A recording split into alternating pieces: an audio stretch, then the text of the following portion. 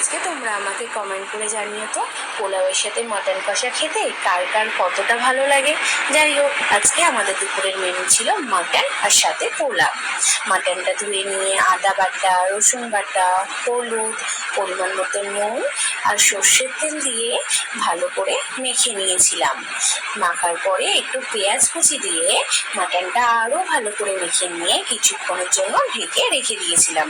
এদিকে আলু, পেঁয়াজ, টমেটো কেটে রেডি করে নিলাম। আর ওদিকে আমার শাশুড়ি মা মাটনে দেওয়ার জন্য একটা সিক্রেট মশলা তৈরি করে নিল।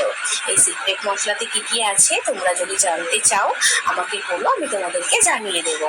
তারপর গরম কড়াইতে তেল দিয়ে তেলের মধ্যে আলুগুলো ভেজে তুলে নেওয়া হলো। আর সেই আলু ভাজার তেলেই শুকনো লঙ্কা, তেজপাতা, লবঙ্গ, দারচিনি, এলাচ ফোড়ন দিয়ে ফোড়নটা হালকা নাড়াচাড়া করে ফোড়নের মধ্যে সামান্য চিনি দেওয়া হয়েছিল।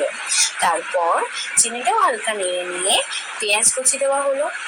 পেঁয়াজটা হালকা নাড়াচাড়া করে নিয়ে পেঁয়াজের পরিমাণ মতো নুন দিয়ে পেঁয়াজটা বাদামি করে ভেজে নেওয়া হলো। তারপরে কেটে রাখা টমেটো, গোটা পেঁয়াজ, গোটা রসুন দেওয়া হলো।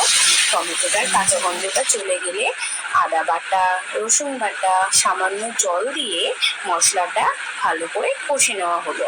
তারপর পরিমাণ মতো হলুদ গুঁড়ো, ধনে গুঁড়ো দিয়ে মশলাটা আরও ভালো করে কষে নেওয়া হলো।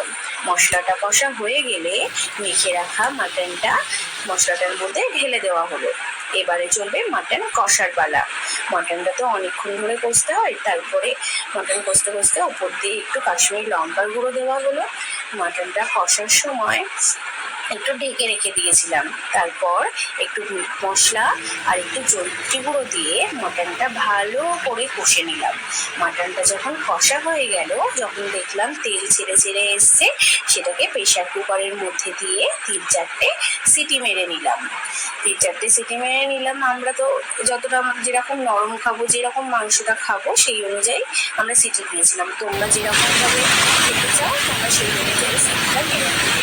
তারপর শাশুড়ির সেই প্রথমে করা সিক্রেট মশলাটা দিয়ে মটনটা নামিয়ে নিলাম। ব্যাস, মটন রান্না কমপ্লিট হয়ে গেল। আর তারপরেই গরম গরম পোলাওয়ের সাথে মটন কষা, আহা কি যে দারুণ খেতে হয়েছিল, তোমাদেরকে কি বলবো। যাই হোক, এত সুন্দর নরম হয়েছিল আর খেতেও খুব ভালো হয়েছিল। তোমরাও জানিও তোমাদের কেমন লাগলো ভিডিওটা দেখতে। Thank you.